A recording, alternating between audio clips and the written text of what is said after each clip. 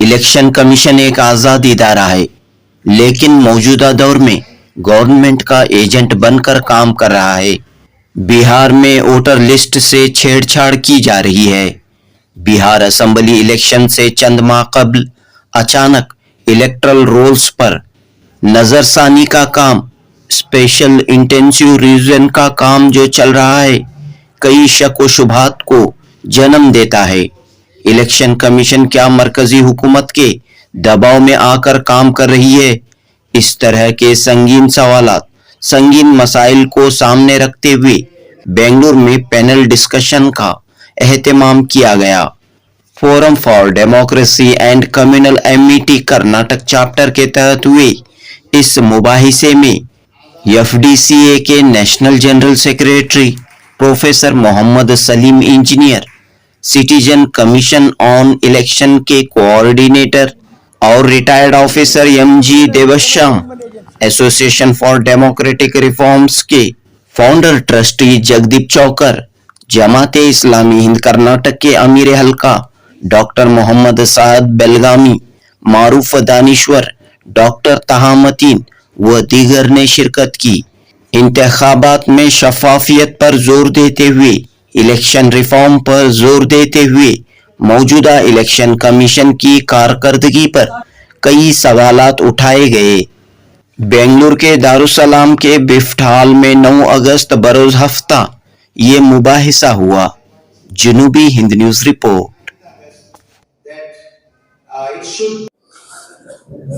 देखिए, ये पूरी एक्सरसाइज जो बिहार में हुई है और उसके अलावा और भी चीजें हैं, सबको आप कनेक्ट करके देखेंगे पिछले 10-11 सालों में क्या क्या चीजें हो रही हैं, तो हम ये समझते हैं कि जो इस देश मुल्क के शहरी यानी सिटीजन्स के जो राइट और पावर है उसको एक तरह से अंडरमाइन करने की कोशिश हो रही है।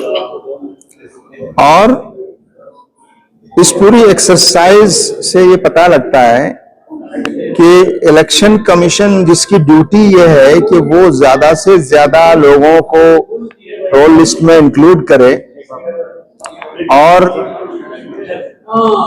जिन लोगों के पास घर नहीं है, जिन लोगों के पास कोई रेजिडेंस नहीं है, जो लोग रोड पर और फुटपाथ पर रहते हैं, जो लोग जंगलों में घूमते रहते हैं, वो भी इस मुल्क के सिटीजन हैं, उन सबको कैसे आप इस इलेक्शन प्रोसेस में वोटिंग उनका राइट इस्तेमाल हो उसको इंक्लूड करने के लिए फैसिलिटेट करना ये इलेक्शन कमीशन की जिम्मेदारी है। लेकिन इस पूरी एक्सरसाइज में इसका उल्टा हो रहा है। इंक्लूजन करना फोकस नहीं है, लोगों को लिस्ट से बाहर निकालना ज्यादा फोकस है। और उसमें भी आप देख रहे हैं कि वो निकालने में भी एक सेलेक्टिव अप्रोच है कि किनको निकाला जाए, यानी जो आपके लिए इनकन्वीनियंट वोटर है, परेशान आपके लिए सत्ता में आने से रुकावट बनने वाले जो वोटर हैं, उनको आप कैसे निकालें और ऐसे लोगों को कैसे ऐड करें जो आपकी मदद कर सकते हैं। तो इलेक्शन कमीशन की जो क्रेडिबिलिटी है, उसकी जो उस पर जो एतमाद और भरोसा होना चाहिए सिटीजन्स का, इस पूरे मामले से ये और उसकी क्रेडिबिलिटी पर एक बहुत बड़ा सवाल पैदा हुआ है कि क्या इलेक्शन कमीशन आज इंडिपेंडेंट है? क्या इलेक्शन कमीशन सरकार के दबाव में एक पॉलिटिकल एजेंडा को इंप्लीमेंट करने का काम कर रहा है? ऐसे सवाल पैदा होना शुरू हो गए हैं कि आखिर ये एक्सरसाइज जब 2024 का इलेक्शन पूरे देश में इसी रोल लिस्ट से हो गया, अब उसी रोल लिस्ट पर आप भरोसा नहीं कर रहे हैं और इसका मतलब 2024 में जिन लोगों ने मौजूदा सरकार को चुना है, अगर वो गलत वोटर थे तो आपकी सरकार गलत वोटर से चुनी गई है। तो ये 2024 के इलेक्शन के रोल के बाद इतनी जल्दी आप इसको एक रिवाइज करना चाहते हैं बिहार इलेक्शन में, तो इसका इंटेंशन साफ नजर आता है। तो हम ये कहना चाहते हैं कि ये इलेक्शन कमीशन जो है उसका इंडिपेंडेंस बाकी रहना चाहिए वो सरकार के दबाव में या पॉलिटिकल एजेंडा के तहत काम ना करे। और सिटीजन्स इस देश में सबसे ज्यादा ताकतवर है। डेमोक्रेसी में सारे फैसले सिटीजन लेते हैं। ये इलेक्शन कमीशन का काम नहीं है कि वो लोगों को फॉरेनर्स डिक्लेयर करे या लोगों को इस वजह से लिस्ट में हटा दे कि ये इस मुल्क के सिटीजन नहीं है। एक ईआरओ और बीएलओ ये कैसे डिसाइड कर सकता है कि कौन सिटीजन है और कौन सिटीजन नहीं है?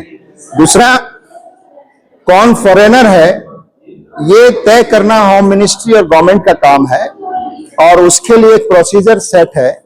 उस प्रोसीजर को फॉलो करके आप पता लगाइए कौन फॉरेनर है। इलेक्शन कमीशन का काम तो यह है कि जो भी इस देश में रहता है उनको वोट करने का अधिकार मिलना चाहिए। एवरीबडी, इस मुल्क में रहने वाला हर नागरिक, हर व्यक्ति वो इस देश का नागरिक है जब तक कि सरकार सबूत के साथ किसी को विदेशी साबित ना करे। किसी को विदेशी साबित करने की जिम्मेदारी ये सरकार की है, ये सिटीजन की जिम्मेदारी नहीं है कि वो अपने आप को इस देश का नागरिक साबित करे, उसके लिए डॉक्यूमेंट जमा करे। इससे पहले जितने रिवीजन हुए हैं कभी भी डॉक्यूमेंट्स नहीं मांगे गए और अब जिस तरह की चीजें मांगी जा रही है ये पूरा एक सिटीजनशिप पर एक बहुत बड़ा अटैक है जो एसआईआर के माध्यम से किया जा रहा है। तो हम ये समझते हैं कि देश की जनता के सामने अब ये बात खुल गई है और पूरे देश में, बिहार में भी इसके लिए जागृति शुरू हुई है। पूरे देश में इस मसले पर बात हो रही है और देश की जनता, मुझे लगता है कि अब इसकी इजाजत नहीं देगी कि सरकार को सिटीजन्स के राइट छीनने की जो है वो मौका दिया जाए। और इलेक्शन कमीशन और इस जैसे दूसरे डेमोक्रेटिक इंस्टीट्यूशंस हैं उनकी आजादी को, उनकी इंडिपेंडेंस को बचाना भी आज हमारी प्रायोरिटी है। देखिए, बिहार में जो स्पेशल इंटेंसिव रिवीजन कहा जा रहा है वो कानूनी तौर पे गलत है और उसको लागू करने का तरीका गलत है। उसमें कहा जाता है कि इसी चीज को 3 तरीके से देखना चाहिए। इंटेंशन यानी कि उनकी मंशा क्या है, मेथड के उनका तरीका क्या है और टाइमिंग के उन्होंने वक्त के बारे में इसका वक्त क्या है। तो जहां तक मंशा का सवाल है वो तो इसलिए जाहिर होता है कि या तो वो चाहते तो इसको 2024 के पार्लियामेंट इलेक्शन की बात कर सकते थे, जनवरी में उन्होंने समरी रिवीजन किया, जनवरी में कर सकते थे, लेकिन उन्होंने ये 24 जून को ही शुरू किया जबकि 3 महीने में बिहार में इलेक्शन होने वाला है। तो मंशा तो यहाँ, और जो 11 कागजात भी बताए हैं उनमें बहुत कंफ्यूजन है, उसमें गलतियां ही हैं। तो इसलिए ये साफ जाहिर है कि इनकी मंशा जो कही जा रही है वो नहीं लगता कि है, कुछ और है। दूसरी बात, इनका जो तरीका है, तरीके के बारे में तो हमने बहुत से वीडियो देखे हैं कि क्या क्या ये लोग कर रहे हैं और क्या नहीं कर रहे हैं और किस तरह से सब काम हबड़ तबड़ में गलत किया जा रहा है। और जहां तक टाइमिंग का या वक्त का सवाल है उसमें 2 पहलू हैं। एक तो ये कि ये इस वक्त क्यों किया जा रहा है जब इलेक्शन होने से 3 महीने बाकी हैं।